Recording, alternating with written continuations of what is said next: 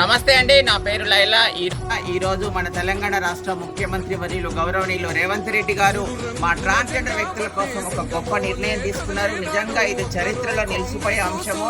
ఏంటిదంటే ఇప్పుడు జరగబోయే మున్సిపల్ ఎలక్షన్లలో మా ట్రాన్స్జెండర్ వ్యక్తులను కోఆప్షన్ సభ్యులుగా తీసుకోవాలని, నామినేటెడ్ గా తీసుకోవాలని రేవంత్ రెడ్డి గారు ఈ నిర్ణయం తీసుకోవడం నిజంగా గొప్ప వరం. మాకు గతంలోనే మాకు గవర్నమెంట్ ఉద్యోగం, ట్రాఫిక్ వాలంటీర్లుగా, మెట్రోలో ఎంప్లాయ్మెంట్ గా, అట్లాగే ఇందిరమ్మ ఇళ్లలో కానివ్వండి, గవర్నమెంట్ స్కీమ్లలో కానివ్వండి, ఉచిత బస్సు సౌకర్యం లాంటి ఎన్నో అవకాశాలు కల్పించి మా ట్రాన్స్జెండర్ వ్యక్తులను గౌరవంగా బ్రతకడానికి అవకాశం కల్పించింది ఈ ప్రభుత్వం.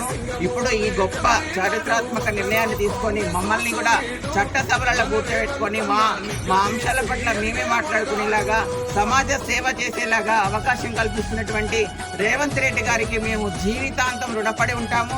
తెలంగాణలో ఇది గొప్ప అవకాశంగా మేము ఫీల్ అవుతున్నాం. తెలంగాణలోనే కాదు, ఇది టోటల్ ఇండియాలోనే కూడా ఇది మొదటి అవకాశం అని మేము అనుకుంటున్నాం. రేవంత్ రెడ్డి గారి నాయకత్వం, రేవంత్ రెడ్డి గారి నాయకత్వం, రేవంత్ రెడ్డి గారి నాయకత్వం,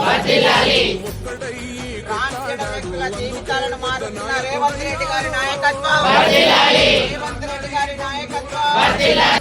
రేవంత్ రెడ్డి గారు మా ట్రాన్స్జెండర్ వ్యక్తులకు ఇచ్చినటువంటి గొప్ప అవకాశాన్ని పురస్కరించుకొని తెలంగాణ రాష్ట్రంలో ఉన్నటువంటి మా ట్రాన్స్జెండర్ వ్యక్తులందరం కూడా చాలా సంబరాలు జరుపుకుంటున్నాము. అదేవిధంగా వరంగల్లో ఈరోజు తన ముఖ్యమంత్రి గారి చిత్రపటానికి మేము పాలాభిషేకం, పూలతో అభిషేకం చేయడం జరిగింది.